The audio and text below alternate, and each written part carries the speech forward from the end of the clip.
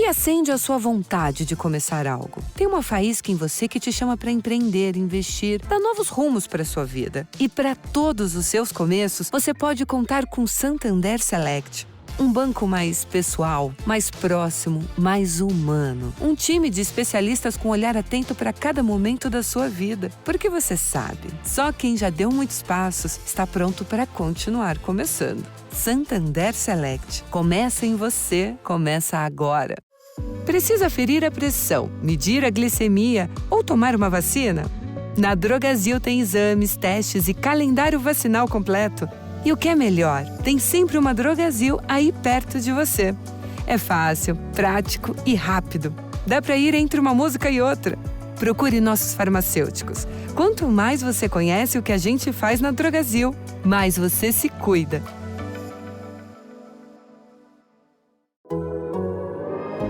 The Athletic.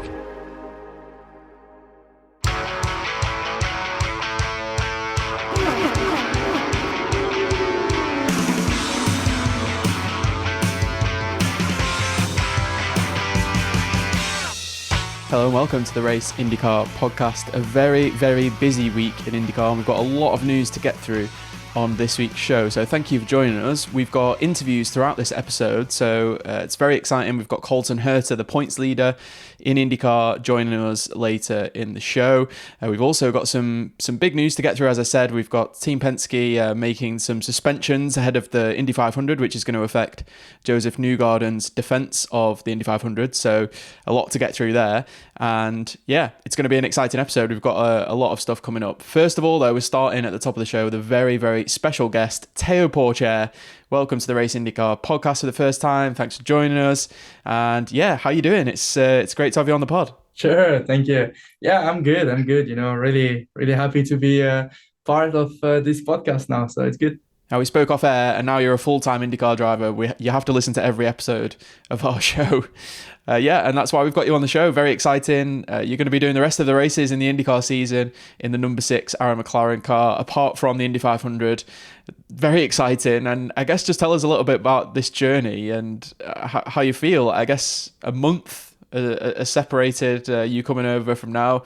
You obviously were living in and out of a hotel room for a little while, bouncing from track to track. You didn't even get a test before your first IndyCar race.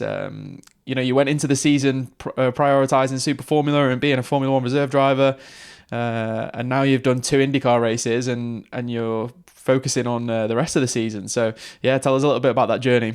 Yeah, for sure. I mean, it's, 4.5 weeks ago, I didn't know I was going to drive in IndyCar this year. Then I received a call for 2 races, and now I'm racing full time here for the rest of the season, which is amazing. I'm really happy. And of course, I have to thank Aaron McLaren for this opportunity. First, the first opportunity was already amazing for me, and I was super happy to be able to drive in IndyCar. But now to finish the season here is amazing. So I'm really, really happy, really proud, and I will for sure now have more time for me to get used to this championship, to this car, to this team, and I will give my best. I'm sure I can do some really good results here. I know you've been to a basketball game as well with the Indiana Pacers. That was before you were announced. And you've done a couple of races, starting to get used to America a little bit more now. And I guess you hadn't travelled America so much before you came over to IndyCar. So I guess how are you finding the adaptation and the culture and all the things that are different from coming over from Europe? Sure. Yeah. I mean, it's, I'm a huge basketball fan, and to be able, to live in a city where there's an NBA team, an NFL team as well, and almost all the IndyCar teams, it's great. There's also the Indianapolis Motor Speedway. It's a very, sport is really important in this city, in Indianapolis. So I'm really happy. I'm a huge sport fan in general, and it's great to be to feel the atmosphere here in America. About sport, and I always loved the US. I came here a few times, not a lot, but twice in Texas for the F1 race, and one time in Miami for a vacation. So it was great. I enjoy it now. I'm discovering many more places, especially Indianapolis, and I enjoy it. I enjoy the life here. I know a lot of the race readers all know your name from Formula 2 and remember you competing there where you had some really good results, P6, P2, and then the championship last season, obviously the reigning Formula 2 champion coming over to IndyCar. I guess I'm interested in, were you kind of surprised that there weren't more opportunities for you in Formula 1? Obviously you had these really good results in Formula 2, but the opportunity to kind of graduate was difficult for you. I know it's kind of circumstance, and we've seen this in previous years where it's been difficult for the Formula 2 champion to get into Formula 1, but I was kind of interested in what your kind of take is on it, and if you're surprised you weren't able to get that chance. I know you came into F2 at a very young age, and it took you a little while to get there, but you obviously won the championship and I guess showed that you were capable of racing in Formula 1. So was that a surprise to not have that opportunity? Well, to be honest, I did my job. My job is to drive on the cars and on racetracks to give my best and to extract the best out of the team, out of myself, and that's what I did last year in F2. I'm really proud that I'm an F2 champion, and I cannot decide myself if I want to go, if I have to go to F1 or not. But thanks to this Formula 2 title as well, I have an IndyCar team that gave me the opportunity to drive, and for me it's exceptional to be a professional racing driver here in IndyCar. Before that I was struggling to find something to do, and I'm happy to be here. I'm really happy to be here. Of course F1 is amazing, IndyCar is amazing, there's a lot of opportunities, but I'm happy that a team gave me the opportunity. That gave me the smile, so that's good. I just want to stick with F2 for a couple more minutes, just to ask you about your teammate there at ART Grand Prix, Christian Lundgaard. And obviously I was kind of wondering if you'd paid attention to how he's got on in IndyCar, because he was obviously able to come over and do a fantastic job almost immediately when he came over into IndyCar. And I guess maybe did it make you more excited for the opportunity in IndyCar, knowing or seeing what Christian had done and knowing that you'd raced against him and you had a good idea of how good Christian was and that you were on a similar level? So I guess did that kind of intrigue you more about IndyCar and the opportunities there, knowing what Christian had been able to do? Yeah, sure. Christian is a really nice guy. I know him from 2021. We were teammates in Formula 2, and he's a really talented driver. Unfortunately, I think for him, he struggled a little bit in Formula 2, which is not easy. It's a very tough championship as well, Formula 2. But he decided to come here in the US, and right now he's in a really good position. He is performing well. Most of the time he's in the fast six in qualifying. He won a race. He did a few pole positions, if I'm right. So he's enjoying life here. And I remember talking to him last year at the United States Grand Prix in Austin. He was there, and I was there as a reserve driver for Alfa Romeo at the time. And we talked about IndyCar, and he told me, Theo, it's okay if you don't have an opportunity in F1. Come over here in the US, you will enjoy it. And he was right. He was right. I really enjoy it. I'm happy to be here. I'm still young, only 20 years old, and I'm sure I can, enjoy it here in the US and give my best, win races, do a great job. That's what I want to do. I want to race, and I'm happy to be able to do that with Aero McLaren. Well, Christian said you might get the opportunity in IndyCar if you don't get one in F1. And the opportunities don't come much bigger than driving for McLaren in any championship, really. So an enormous opportunity for you now. And I know the focus will be on the next few races, and we should enjoy your announcement and the fact that you're going to be racing for the rest of the year. But of course, the fans are going to be wondering about your future now, and how confident are you that you can turn this into something longer term, that you can fight for an IndyCar seat next season, and that this is that opportunity for you?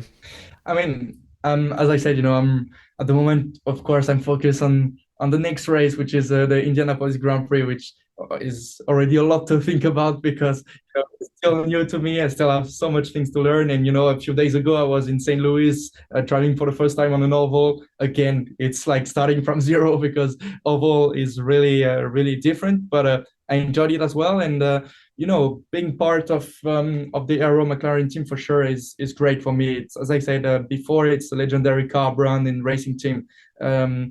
So it was a childhood dream, to race one day for a racing team like McLaren. The name McLaren is really big in the motorsport industry. So of course, for the future, it's great also to be with this brand, and I hope I can give my best in IndyCar, which is my goal. Do the best job possible, and we will see what will happen in the future.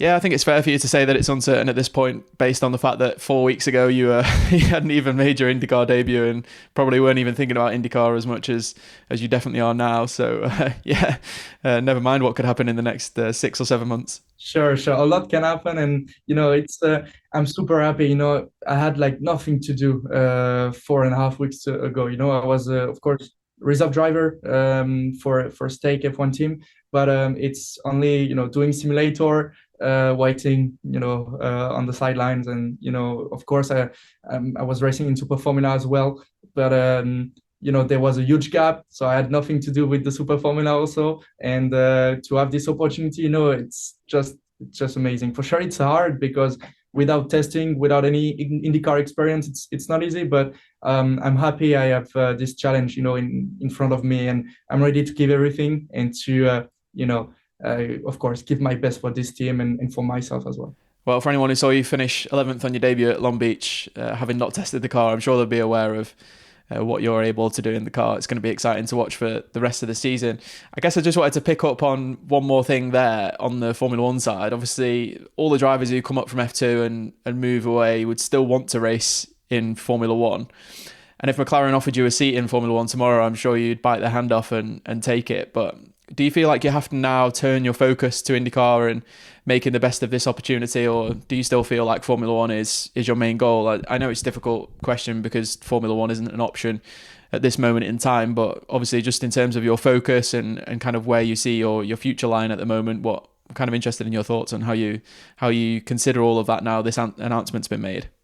Yeah, I mean, as I said, I'm still really young, 20 years old. I think I have time in front of me to think about that. Not a lot of time, but still, like 2-3 years for sure.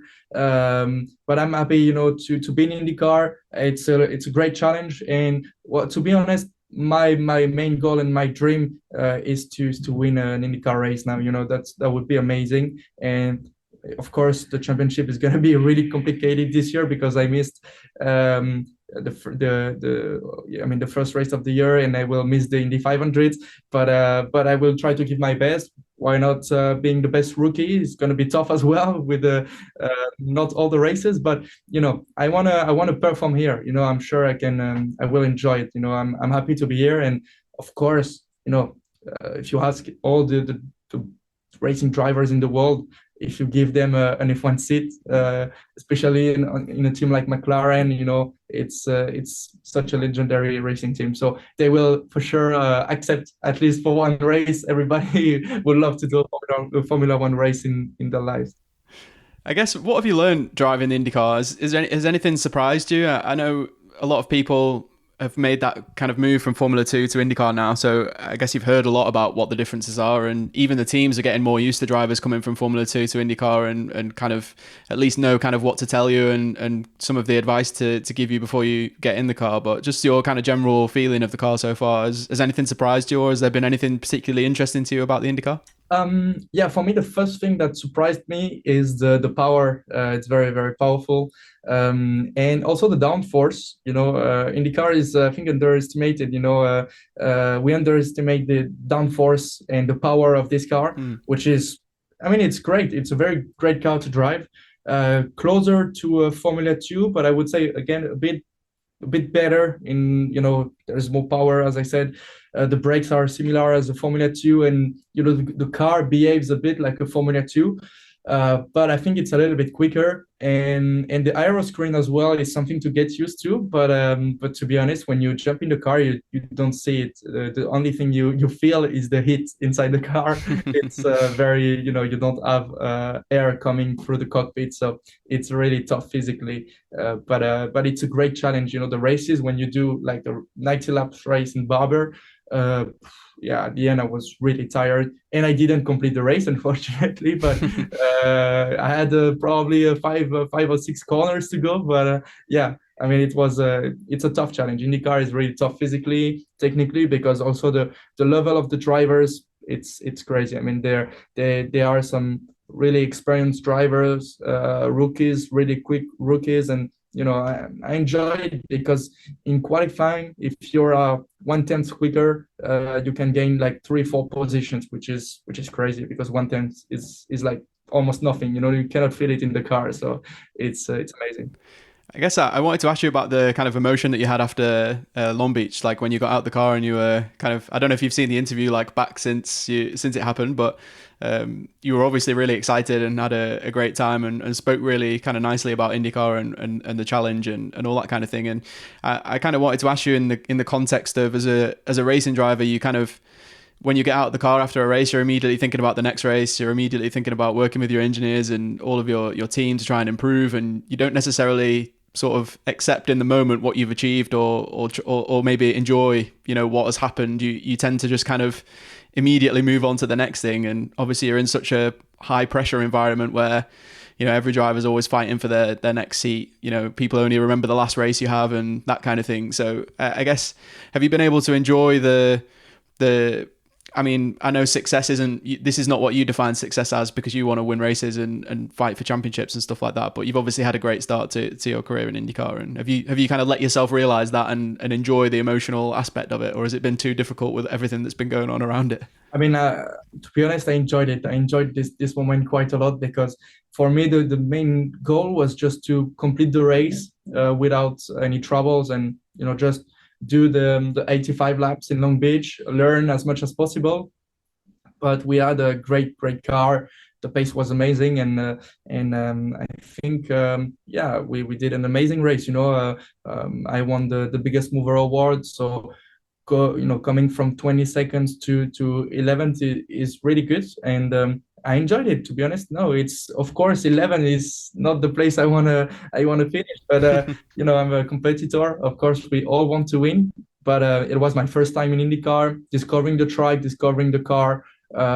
It was not easy, but I enjoyed it. And of course, we had Barber straight after that. So let's say I was happy for one night, and then the Monday I was already focused on Barber, working with the engineers, and back to my focus, racing driver focus, and I wanted to do my best in Barber. Yeah. I guess how have you found the whole kind of, I guess it's just an unusual situation that you kind of take this seat in the middle of the year, and you've not had the preparation of a pre-season like you would normally have. You've probably not got a chance to meet the people in the factory as you would normally, and all these kind of things. It's all kind of unusual, but also I guess like maybe your family and people around you weren't expecting you just to kind of move to America in the middle of the year and be away. It's like kind of an unusual situation. So I guess, how are you coping with all that? And are you still kind of enjoying that new aspect of everything at the moment? Yeah, sure. It's not easy, especially I think for my family, because they most of the time I was at home with my parents, and sometimes going to Switzerland for the F1 simulator, sometimes going to Japan for the Super Formula. But right now, it's like 5 weeks since I left France, and I'm still here in Indianapolis, and I will spend a lot of time here still. So, myself, I enjoy it. As I said, I was always a big fan of the United States, because especially of the culture here, the sport. As I said, I'm a huge basketball fan, and IndyCar is an amazing championship, and I have the chance to do it with Aero McLaren, which is, it's not everyone can start their IndyCar career with such a great team. So, I'm really happy with that, and hopefully I can, perform well here. That's the most important. But if we think about, all the things I had to do, right now I'm, trying to move in my new apartment, but I'm still struggling with the furnitures. So it's not easy. It's too much to think about. But I have my sister helping me, which is good. My older sister is helping me, and it's important to have also a little bit of family here with me sometimes, because of course I'm far from home. It's not easy, but the team is helping me. The team is like a family as well, which is good. All the engineers, mechanics, all the people who work in the team is helping me. So it's great. I guess if you mentioned being tired after Long Beach, have you had to change your training at all? Because I know you were obviously training as if you were going to, because you're trying to get to Formula One anyway, you're kind of training as a Formula One driver, and that's kind of how you train. But is there anything specific about IndyCar you've had to change, or bits of training you've had to change just to be more comfortable in the car after that race? Yes. To be honest, for the first two races in Long Beach and Barber, I struggled quite a lot physically because the training is much, much different compared to Super Formula and Formula One. And I received the call really late, which is normal because it was to replace one driver for the two race weekends. So I had a good physical condition, but not perfect for the IndyCar, especially the upper body, as we don't have any power steering in IndyCar. It's much more hard compared to F1 and Super Formula. And the neck is a little bit easier compared to F1 and Super Formula because we go a little bit less quick in the corners. But yeah, as I said, no power steering with this car is crazy. It's so difficult, but it's good because it's a great challenge as well physically. I have to give my best every day in the gym. I have to eat well. I have to, be focused on myself. And if I want to win here, I have to be perfect physically, mentally, technically. So, it's, as I said, it's a great challenge. And I wasn't 100% ready for the IndyCar, but that's what it's, a last minute call is all about that. So, it's fine. Yeah. I guess there's so many aspects of the championship that are interesting, and maybe you learn more as you get into it. But I guess even like Scott Dixon's kind of fuel saving win at Long Beach is like, maybe something, it's a bit different than the racing you've been doing in like Formula 2 and stuff. Obviously it's different to junior Formula, but even things like that where there's just so many little pieces to get right to be a top IndyCar driver. And I guess that's quite exciting coming from a different background to kind of approach this in a fresh way and have all of these things that you need to kind of learn, but it's exciting to learn them in the process as well. Sure. I mean, the races are really, really good here in IndyCar. Much more long than, Formula 2 race, for example. It's like 1 hour longer or 1.5 hour longer. I don't know, but there's so many laps, and it's great because we have many stops, which gives the race interesting. There is a lot of strategy, tire management, fuel saving, which is new to me, as you said. So fuel saving is really difficult to do, but it's nice. You can do a fuel saving strategy, or you can go flat out but do one more stop, for example. So this depends on your car balance, on how you feel in the car, on the weather as well, and the race situation. So it's a lot of things to think about. And the good thing in IndyCar is that you have many engineers around you helping you, and also yourself giving advice to them, and them giving advice to you, which gives it's a proper team sport. So I enjoy it, and especially the races, the qualifying as well. But qualifying is closer to Formula 2. I mean, we just have to go flat out for 2 or 3 laps, and that's it. But the races are really, really good. And you've obviously made your kind of, I guess, not oval race debut, but a testing at least, and got a little flavour of that. What were your kind of initial what were your initial take on that? And also, I guess, was it as you expected, or was it totally surprising, or how was it? I think it's really impressive. The first few laps I did, I was really impressed, and I was far from the pace because you really have to trust the car, really have to trust yourself as well to not do any mistakes. But I feel like the ovals are bigger challenge mentally than physically. It is also tough physically, of course, but mentally it's really, really tough. You have to focus driving at, I don't know, in St. Louis, I think it was around 190 miles or more, which is really quick because the track is really short, and you are every time close to the walls on the entries of the corners and also on the exits, and mid corner you have to manage your car balance. If you have a little bit too much on the steer, it's dangerous. If the rear of the car is moving, it's even more dangerous. So ovals are crazy, but it's I really enjoyed it. So I think, I really can't wait to do my first oval race, just to be on the track with 25 more cars or so, and to manage the tires, to manage the fuel, to overtake cars, to be smart on the racetrack. I mean, it's much more difficult than on the road course or street course, but as I said, really can't wait to do that for the first time. A lot of drivers you speak to, they say that at first when you do your first few laps, you have the fresh tires and everything kind of feels quite nice, and then sort of like 20 laps later, the car's all over the place and you're just hanging on for your life. Is that how it kind of felt in the test? Did you do any longer stints that kind of let you get that opportunity? Or yeah, I mean, I didn't do any long race stints, but I did some laps, for sure. So I could feel already that tire deg is massive on the oval, which is normal because the car is, we are going really quick, taking a lot of G forces, and it's crazy, to manage the tires. But I think when you do a long stint, pushing a lot, following cars as well is not easy with the heat, and also you lose a bit of downforce. So I think you pick up a little bit of understeer sometimes, which is tough to manage.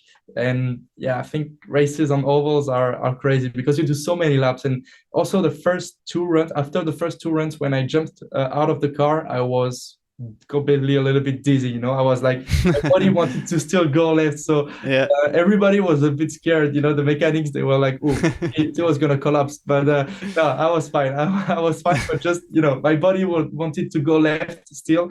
And that was also funny to feel, because you have to adapt yourself to that kind of feelings, because you're every time turning left, even on the straight lines a little bit, because the car is set up in a way to have more grip in the corners, which you have to turn in the straight. So it's not easy, but it's I enjoyed it, and you have to learn everything again. The car is working in a different way, so it's very cool. I remember Agustin Canapino and Romain Grosjean were both very dizzy after their first oval test, so you're not on your own. You don't have to feel bad for for feeling dizzy. How did you kind of find, or how much did you look at the data? Because I guess some of it will be similar, but some of it is quite, like, it, at least with the car setup anyway, probably looks quite unusual, and you're not really sure like exactly what's going on there when you come to an oval for the first time. Did it kind of look unusual, or was it okay? And could you kind of understand what was going on with the data? I know it can be difficult, and sometimes drivers are advised like not to look too much on their first test because you don't want to confuse yourself or take on too much information and stuff like that. Yeah, I mean, during the first few runs, I was just trying to build my confidence, build up my confidence in the car and try to go quicker and quicker and quicker lap after lap. And then at one point I was doing pretty good. I think the team was happy about my performance for the first time on an oval. And I was doing good lap times, let's say, which was okay, and the most important for me was to not do any mistakes and to not, do a crash or, damage the car. So I just wanted to build up my confidence in the car, which is what I did. So yeah, I mean, and also we worked a lot on the car setup, because on ovals, the car setup is much, much more important than on road course and street course. If your car is not great on an oval, you cannot do the difference. The drivers just need to adapt themselves to the cars. And on a road course, for example, if you have a little bit of oversteer, you can control it. It's fine. And you can, if you feel very, very well in the car, you can, overdrive, let's say, the car and do a good result, which is not possible on an oval. So it's important to work well with your race engineer, especially to say what's wrong on the car, what do we need to improve.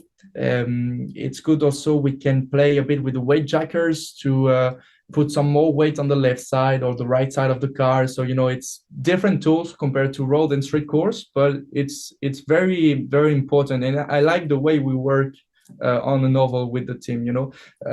We work together. It's really important that the driver explain everything to the team and the team explain everything to the driver. So because the confidence needs to be really high in the car. at that speed, you need to be really confident, and you need to be sure that the car is gonna have enough grip for you to push. I'm sure Alexander Rossi and Tony Kanaan helped you out and made sure you were well looked after. Sure. I guess going into the 500, I don't know your exact plans, whether you'll stick around for the whole month or what your kind of plan is with the team. But are you excited about being an IndyCar driver in the month of May? And I know you probably would love to be out there doing the race, but maybe this way you get to see kind of more behind the scenes, learn about how the kind of 500 works, and maybe it's kind of even better way to prepare for the 500 in the future, because you get to see all of this stuff before you kind of get thrown into the deep end of the swimming pool.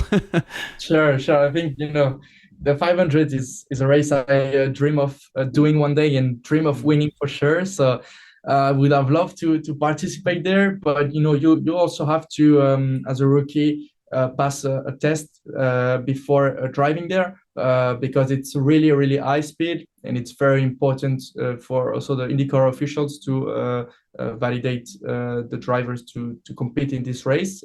I did that in St. Louis for the shorter ovals, not the super speedway. So yeah, it's and it's good to do it as a spectator, as well. One time in your life, I told that to my race engineer today. I told him, okay, I'm of course a little bit disappointed to not do it, because you're a racing driver, you always want to race the best race in the world. You have the Monaco Grand Prix, you have the Indy 500 and the 24 Hours of Le Mans. But to do it as a spectator on race day, it's gonna be fun, because to feel this atmosphere, the pressure, and to see the drivers from the outside, how they drive, and I will learn a lot for sure from that. So hopefully one day I can do this race, and as I said, it's my dream to win it. If you get a chance, you have to go to turn one during qualifying at some point and just stand and have the car come towards you. It's super exciting, and it's the kind of feeling you can't really replicate anywhere else. It's a unique feeling. Sure, it's very unique. I'm sure it's going to be awesome. Theo, thanks for joining us on the Race IndyCar podcast. We really appreciate it. We hope you will swap some of the EDM and techno music and listen to the Race IndyCar podcast instead a bit more often.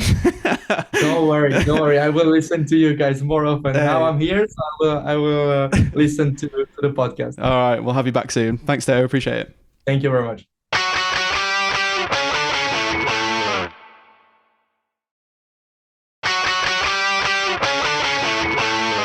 As I said earlier, a big thanks to McLaren for letting us speak to Theo Pourchaire before that announcement was made, so that we could be ready for the announcement happening and have him on the show and have that nice and fresh for your ears. So we're really happy to have Theo on the show, and he speaks so well, and his excitement's infectious. I hope that comes across in his interview on the podcast.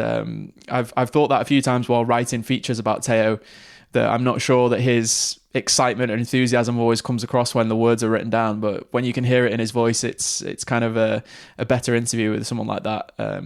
And if anyone saw his interview after Long Beach, when he just got out after finishing the race there, and how excited and sort of like puppy dog eyes after that race, you'll have an idea of what Theo's like. So a great person to have in the IndyCar series to bring that level of enthusiasm.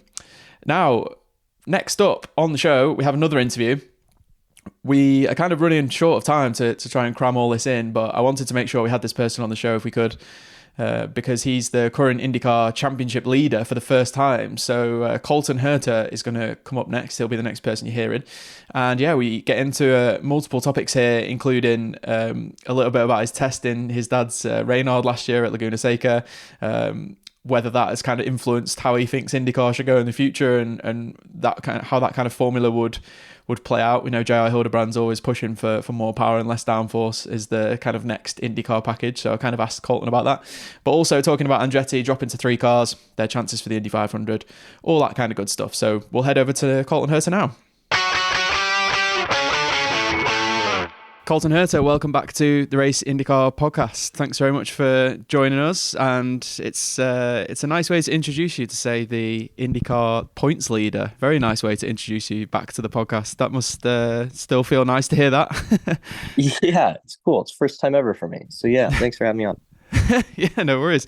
I mean, the start of the season's been interesting, I guess, with kind of what happened in St. Pete and that kind of mixing up the championship order, and maybe just the kind of the gap between the first race and then having Thermal, the non-championship race, it's been kind of like a weird, disjointed start to the season. But I guess you still must sit here feeling, really happy with how things have gone and the fact that you are at the top of the points, given how kind of disjointed the start to the season's been for everyone. Yeah, it has been crazy. But we've been doing well. We've had fast cars everywhere that we've gone. We've maximized what we could do in the races, I think. And there's still some stuff that we're working on that we can improve on, but we just need to kind of keep doing what we're doing and take the results as they come. I'm kind of interested in the start to the season that you've had, because I think, like me on my side from the media, we get kind of obsessed with different storylines and like it may be like individual things happening, whereas I guess on the driver and team side, you feel like it's a lot more a sum of the parts, kind of lots of different things coming together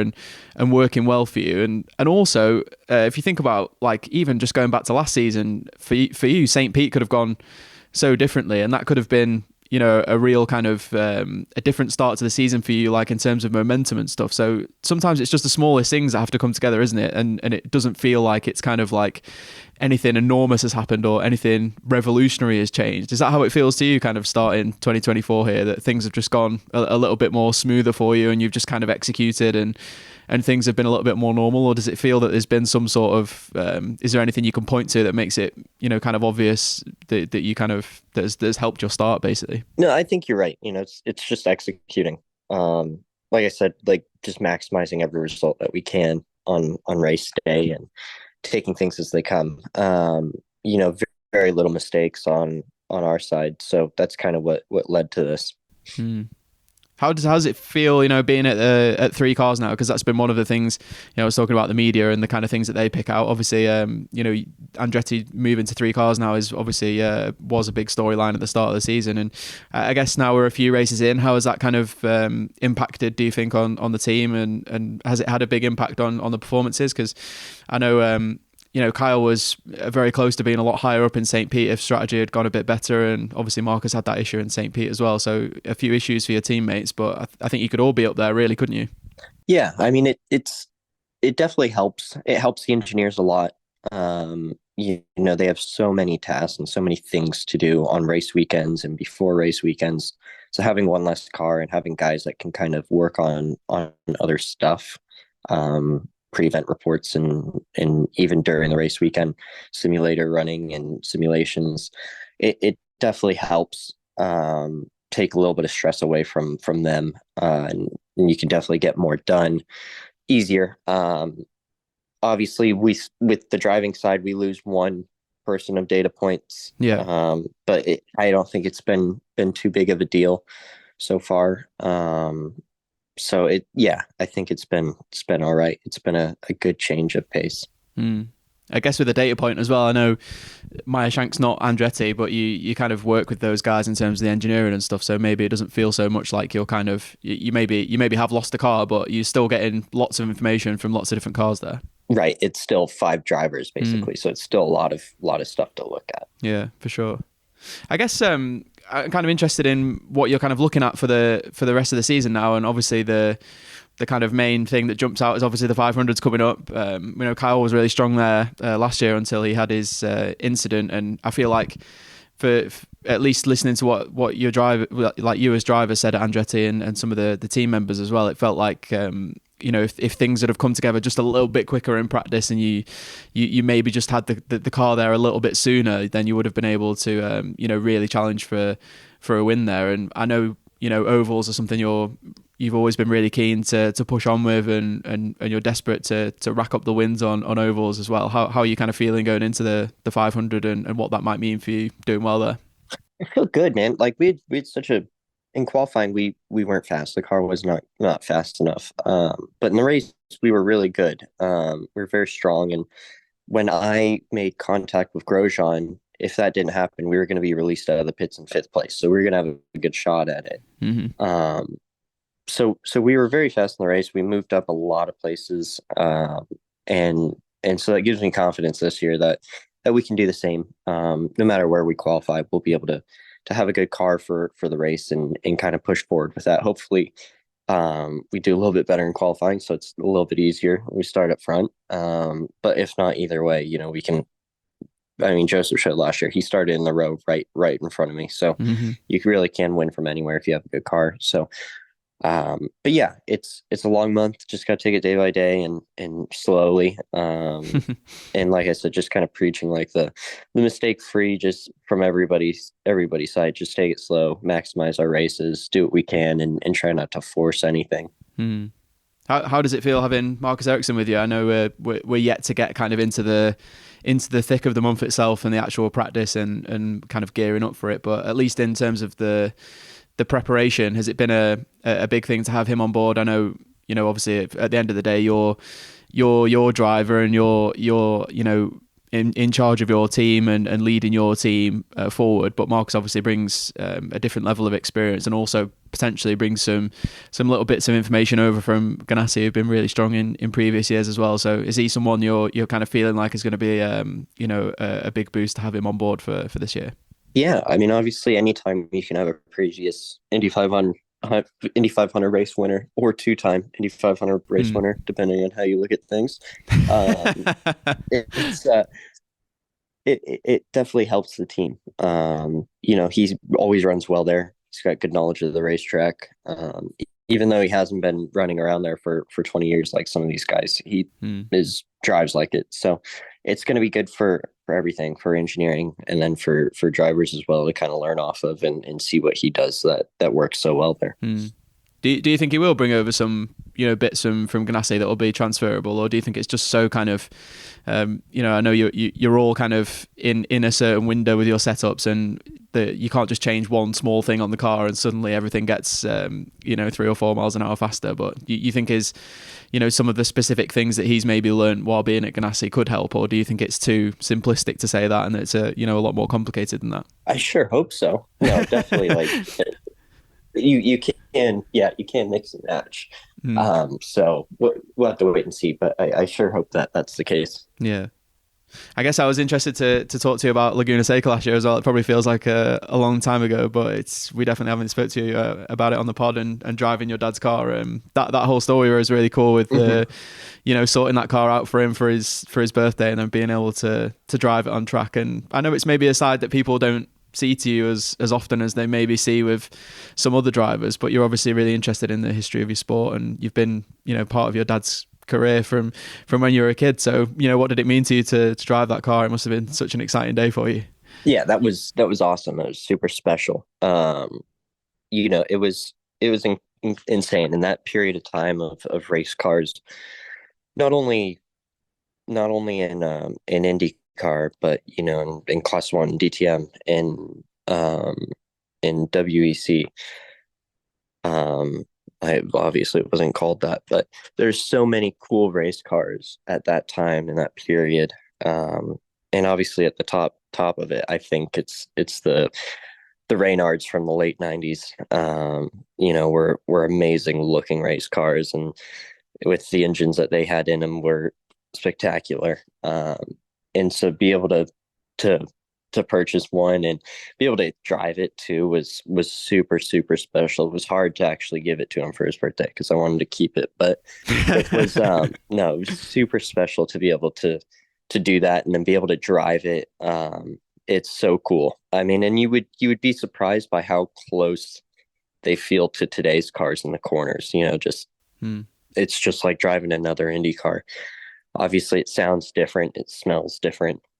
You get a lot more methane in your eyes when you're braking into slow corners, and so it kind of waters up your eyes in the slow corners when the exhaust catches up to you. But it's cool to it's a cool thing to see and feel and everything, and it was super special. I loved every second of it.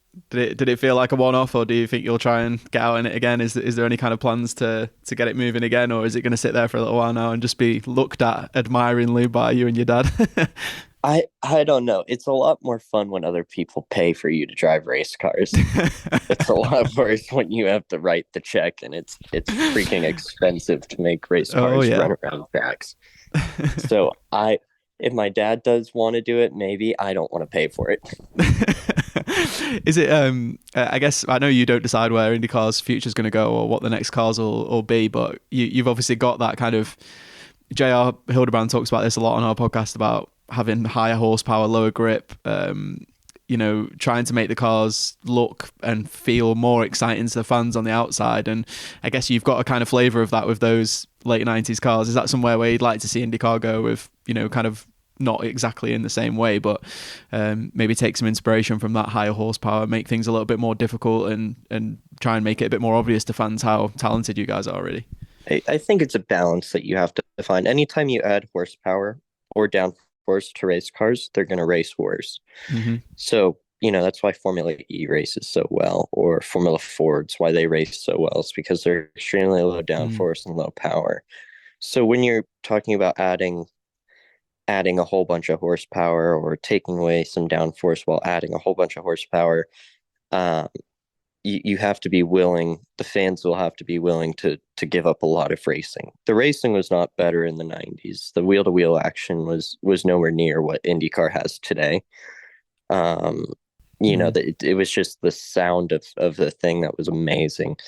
And the interest in IndyCar was at an all-time high. So, I think it's a give and get. It's tough to say that to add 350 horsepower to these cars and they'll be, awesome to drive, sure, but I think the racing will go downhill very fast.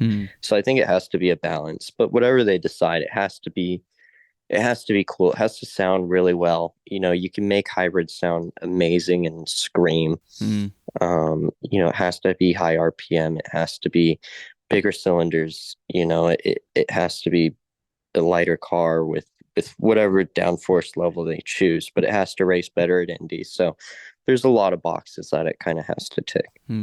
I was amazed recently. Sebring was my first IMSA race of this current regulation cycle, and I obviously knew that all the cars have got different engines, but actually standing trackside and hearing them, there's just so much variation in the sounds of the cars, and you'll obviously know this competing in one of them. And just being trackside at IMSA is so exciting because of that.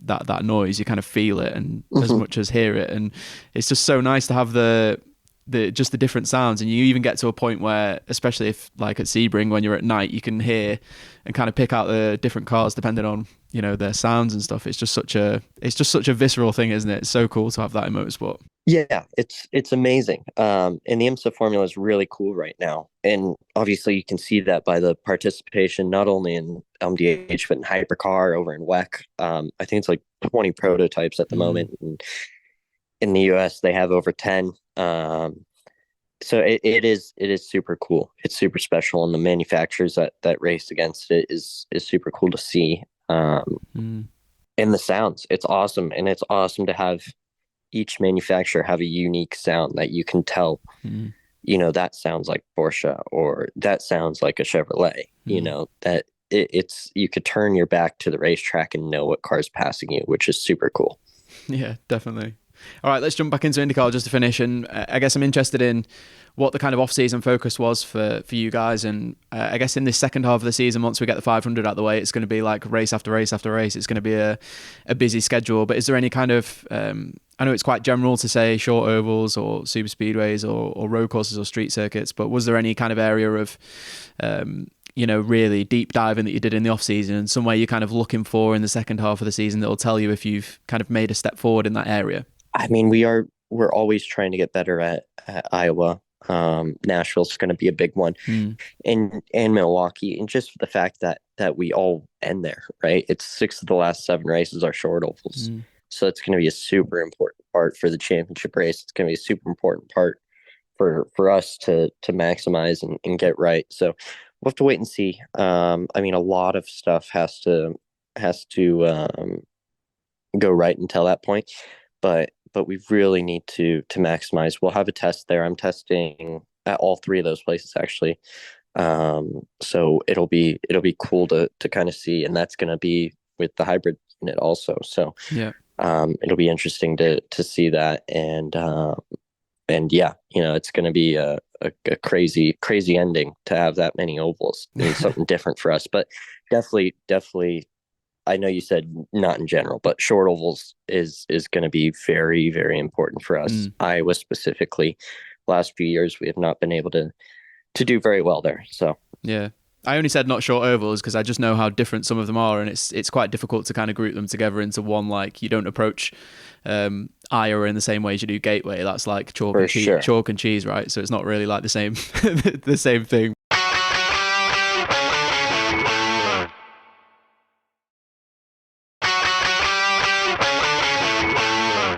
Yeah, I guess I'm interested in how you're kind of approaching this, position of being in the championship lead now and kind of heading into this second part of the season. Are you just kind of trying to ignore that fact and just try to, I guess, I know you spoke about in pre-season even that you were, really keen to have a strong start to the season, and you kind of identified that the past few years, the people who'd had a strong start to the season, obviously in a little bit more control and in a better position at the start of the season. That's obvious. But yeah, I'm kind of interested in just how you're approaching all this, and are you paying much attention to the points at this point? Is it way too early and you're just trying to focus on kind of what you're doing? How's your head kind of going into this middle part of the season, which will quickly become the second half of the season? Only because it was the first time that I led the championship. I think it was cool to see. Yeah, but it doesn't really mean anything right now. There's so many races left, and so much stuff that can happen that it doesn't matter where we're at the moment. We just need to keep doing what we have been doing, and just trying to maximize every weekend that we can with the car that we get, pit stops that we have.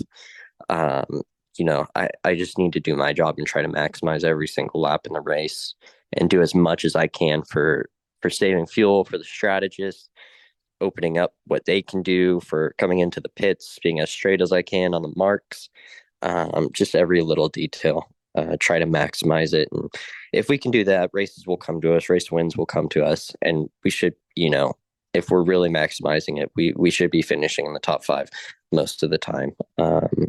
So we've been doing that. We just need to keep doing it.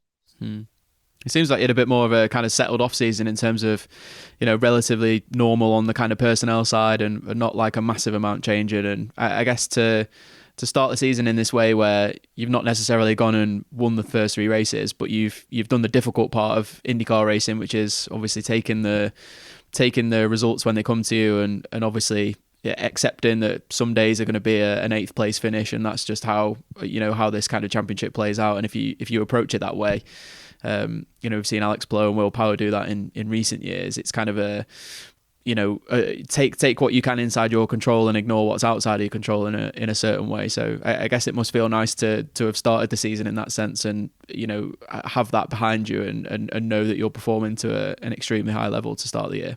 Yeah, and we just need to kind of keep doing what we're doing. And like you said, a lot of the guys on my team are the same, pretty much everybody. A few pit stop changes, but nothing major.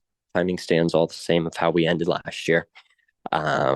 So yeah, we're in a good spot. We just need to keep doing what we're doing. We need to, like I said, maximize everything that we can do, and be very critical of ourselves when we think we can do something better.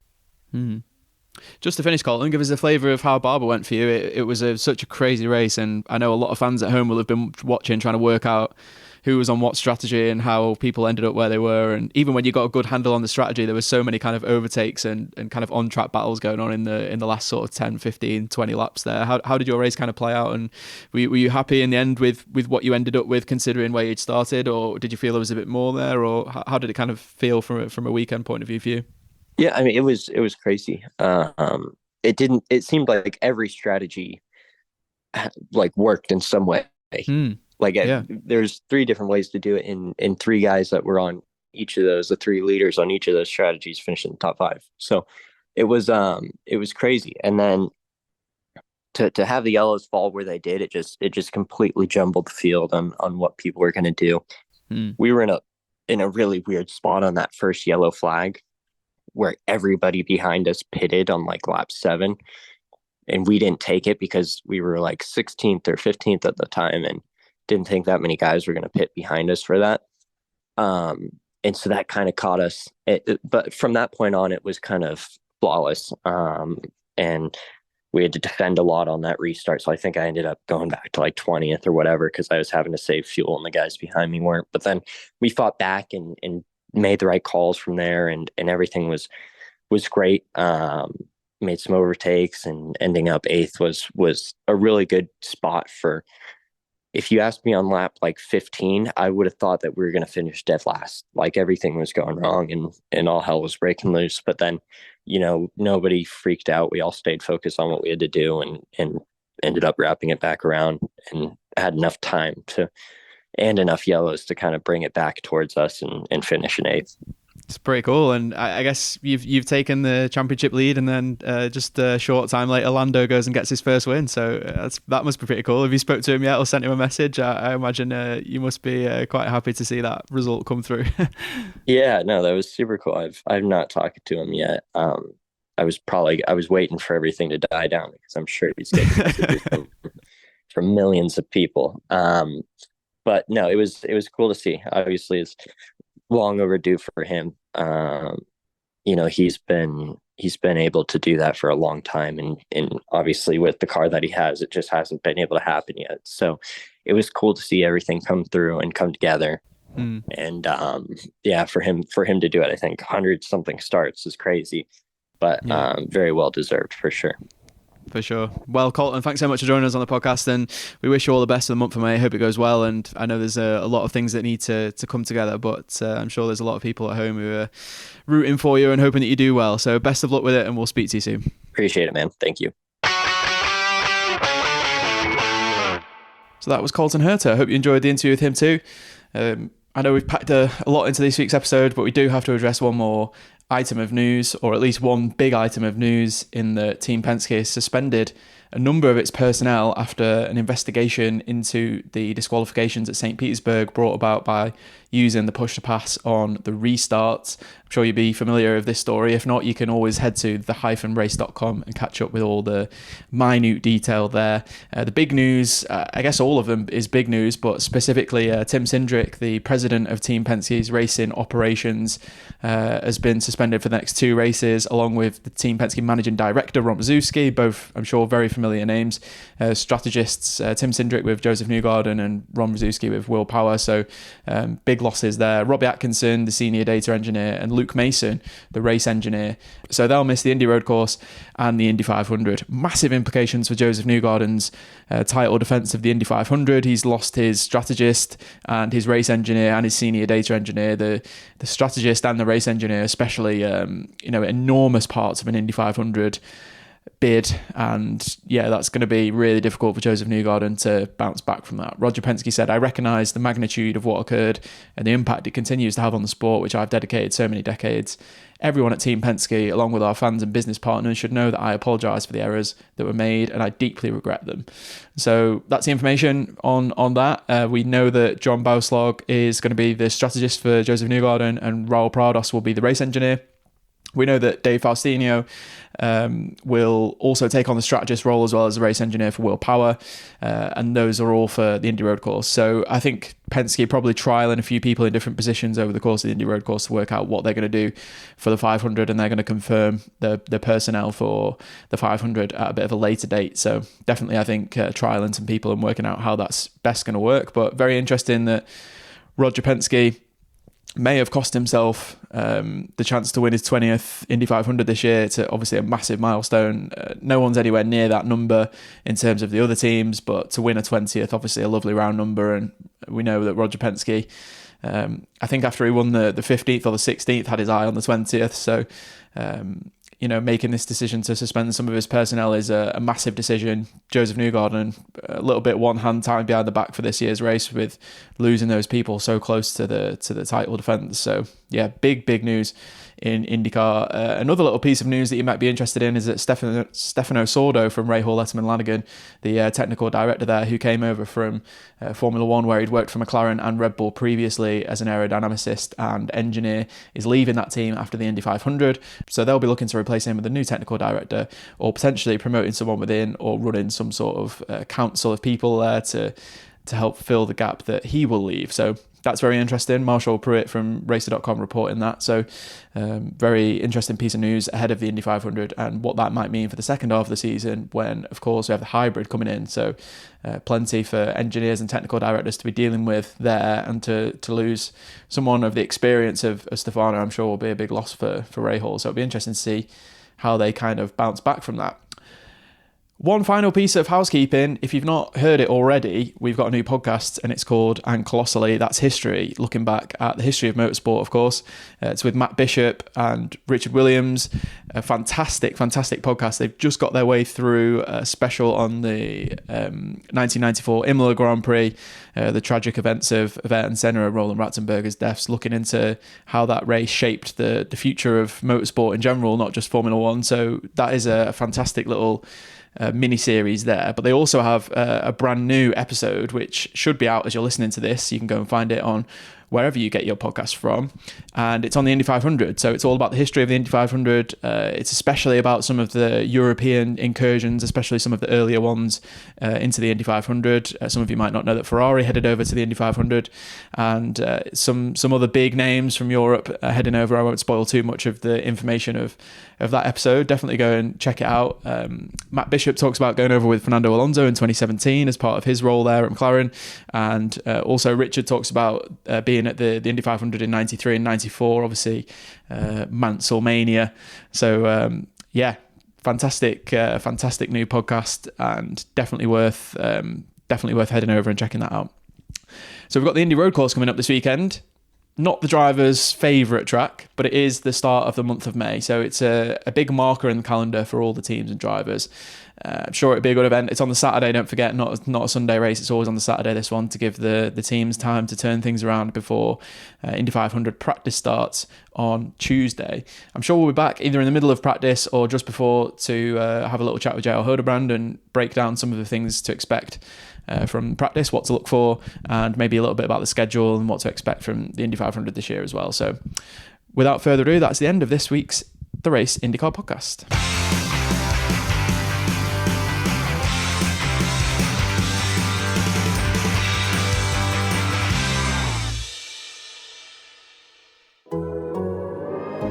The Athletic.